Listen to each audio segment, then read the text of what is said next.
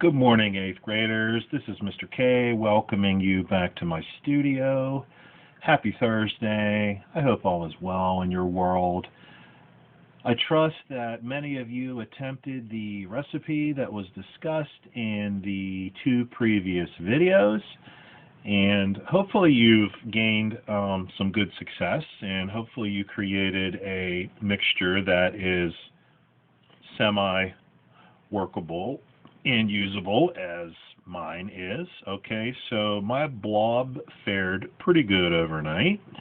It stayed very, very soft, and it's going to allow us to make a nice sculpture, I do believe. Okay, a couple things before we start. First of all, I don't think it's a good idea for you to work directly on your whatever your surface is, whether it be a desktop or a tabletop.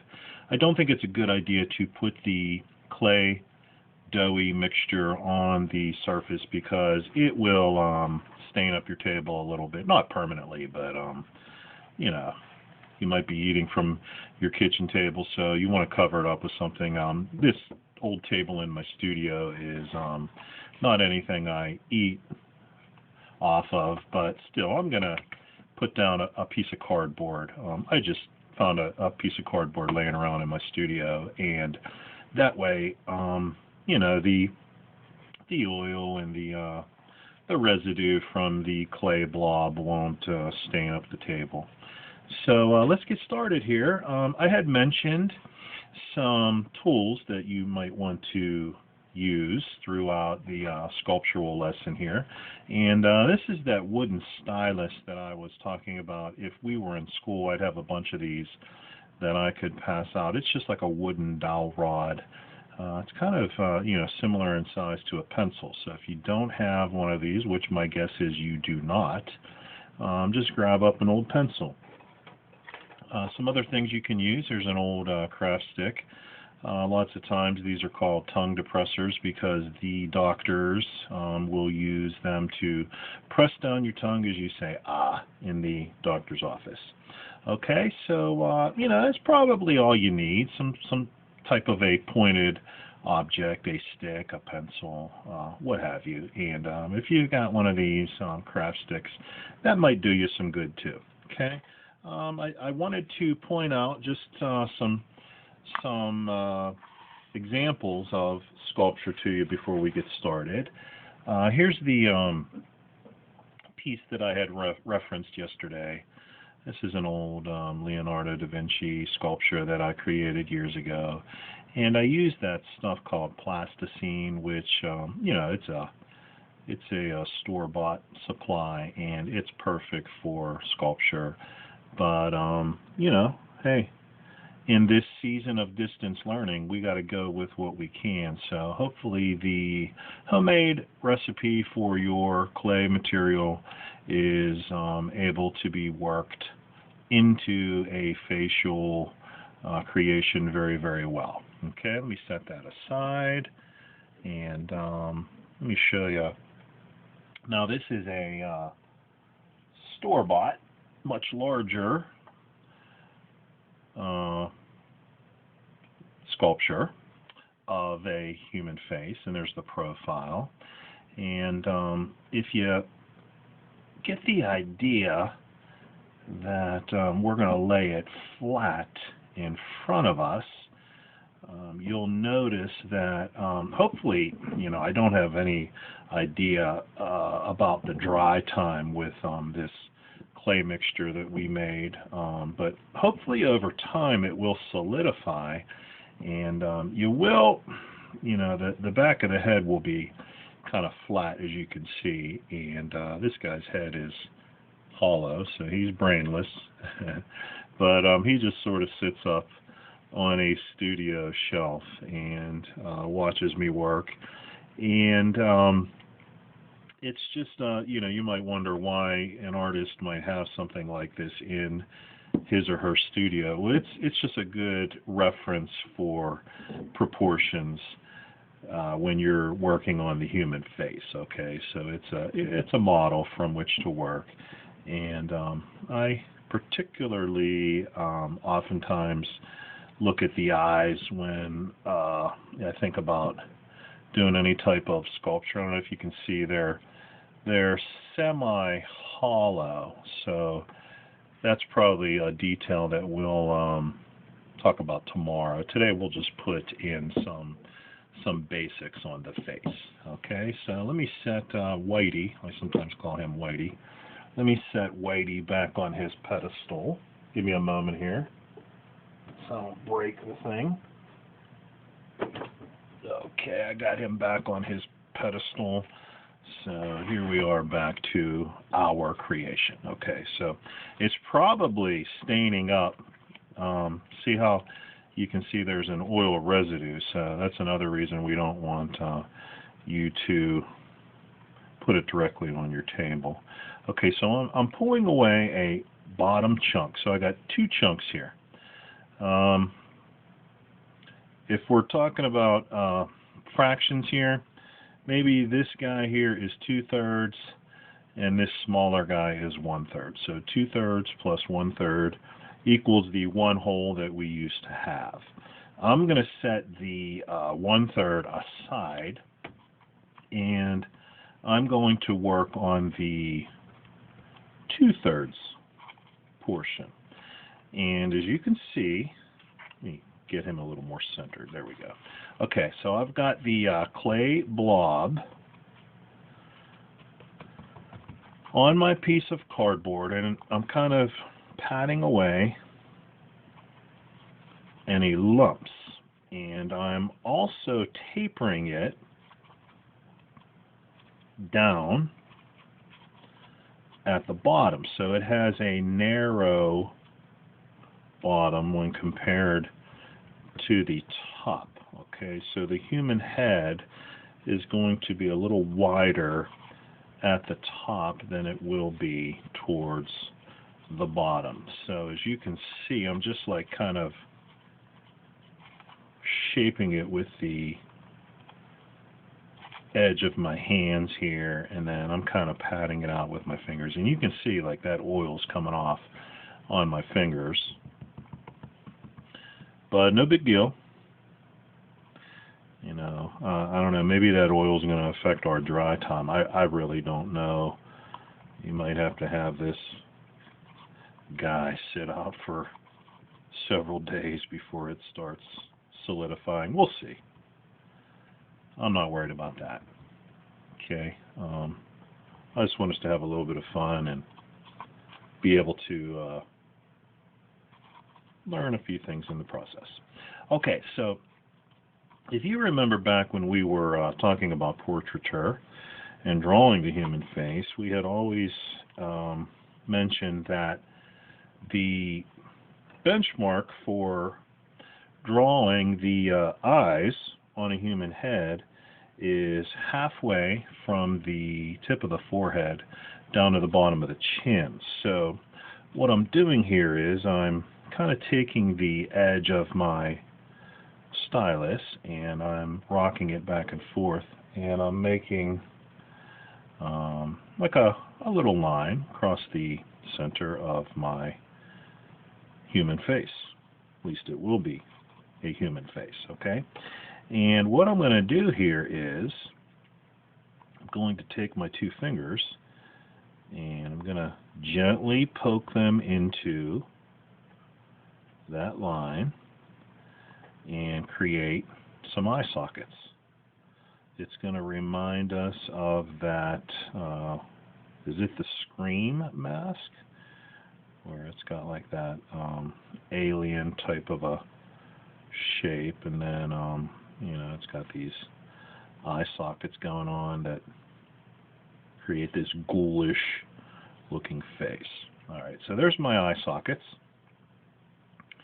And again, they're halfway from the top of the forehead to the bottom of the chin. Okay, and what I'll do is this. At the top of the eye socket, see, I'll go with my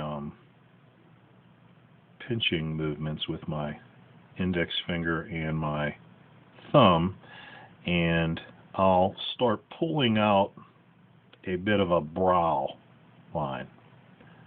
Okay, and all the while when I'm pulling out that brow line, I'm reshaping the side of the human face to keep it, like I said, kind of tapered.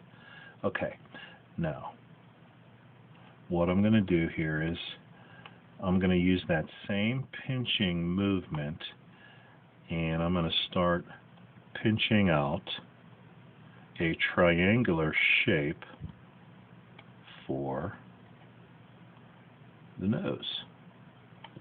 Okay, pulling that out a little bit.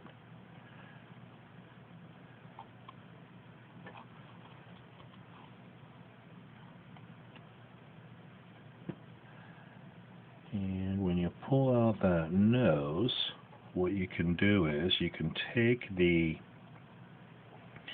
edge of that stylus once more, and you can kind of flatten off the bottom of the nose with it. Looks like some kind of tribal mask right there. Alright, this stuff is a little gooier than I maybe would have hoped for, but that's okay. You live and learn, okay, and I hope you're having fun. I am. Keeping my eye on the time there. We're at like 11 minutes already, so we'll go a little bit further here, okay, and then we'll let this guy sit overnight, and we'll see what the results are, good or bad, okay? Alright, let me kind of turn it just a little bit sideways so you can see that I pulled out that nose, and it's got a little bit of a profile to it already. Okay. Alright. Let's go back and let's put in a mouth. Okay, so what I'm going to do here is I'm going to rock that dowel rod back and forth, stylus. Okay, and I'm tapping a little bit here. Let's see. Let's take our tongue depressor craft stick guy, and we'll kind of use him to carve out a little bit of a mouth. It's like I said in the other videos, you don't have to be creating anybody in particular, but along the way, if you want to turn this into a character, go for it. And I've often said to my art students, when we've done some sculptural type work, I've said to them, you'll be way better at this than I will be, because, gosh, look at the size of my fingers. I often remark that I have bananas for fingers because I have very large hands. I'm a big dude. So your smaller fingers will be able to get in these tighter spaces easier than Mr. K's will. Okay. Alright.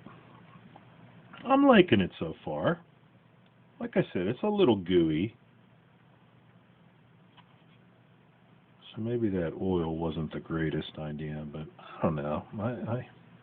Time will tell. It certainly has smoothed it out.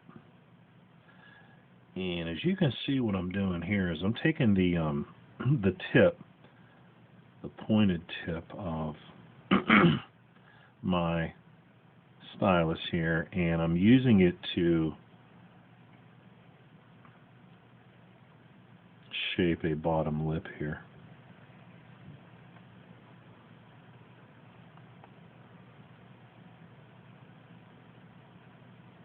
Remember when we were drawing, we talked about all those shadow points, the infranasal depression under the nose, or the Cupid's bow, and we talked about how there would be shadows under the mouth,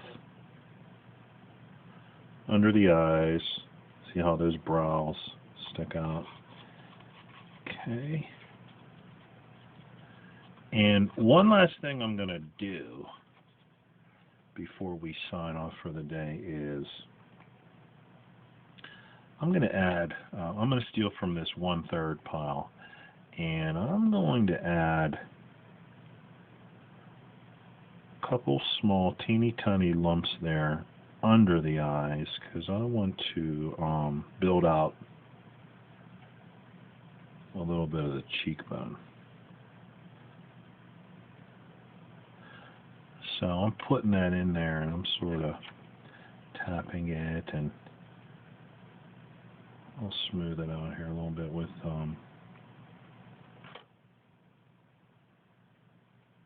that dowel rod, or excuse me, the craft stick, the tongue depressor. So we'll build up those cheekbones a little bit.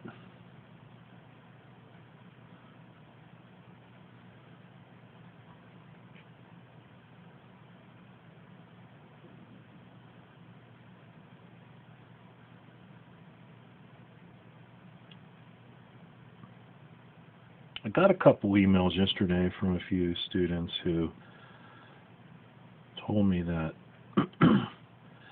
they don't have the ingredients at home during the pandemic, and I said that's fine. And if you don't have these ingredients and you're not able to mess around with this clay, you're going to submit an alternative assignment, and it'll more than likely be a drawing that hopefully will somehow integrate and include a human face. And it could be really anything you want. Think of it as like a free draw Friday type deal. But I responded back to the students and I said, look, if you're not going to do the clay assignment, that's fine. I understand. But don't just put together scribbles for me. I want you to really spend some time on a nice drawing that shows me, your art teacher, that you really took the time to make something nice. Okay? I'm going to sign off probably really soon here. Before I do, I want to give you one last little profile look here so far, what we have going on. You can see the lips protruding, the brow line, the cheekbone, the lips a little bit. And here's my recommendation for you. And like I said, I haven't worked with this mixture in quite a while, and I never added the oil before, so time will tell whether that was a good move or not. I'm holding on to hope that this will still kind of stiffen overnight. Okay? And this remaining portion here, I think I'm just going to leave it out also. Okay, this remaining portion is going to be for, we'll put a neck in tomorrow, and we can use it for strips of, little pieces of clay that can be used for add-ons, such as hair, ears. We can fill in the eye sockets with it a little bit, and we'll have some more fun tomorrow. Okay, so I'm going to leave my three-dimensional human face out overnight, and I'm going to hope that it solidifies a little bit. And I want you to do the same. Don't leave it anywhere where pets can get at it. I don't know that if your dog ate this, if it would be harmful or not. It'd be very salty and oily, I know that. So put it up someplace where your pets aren't going to get to it. Okay, and I'll do the same, because at my house, I don't know if I told you, we're raising a new pup, And we have a dog already. So we got 2 dogs.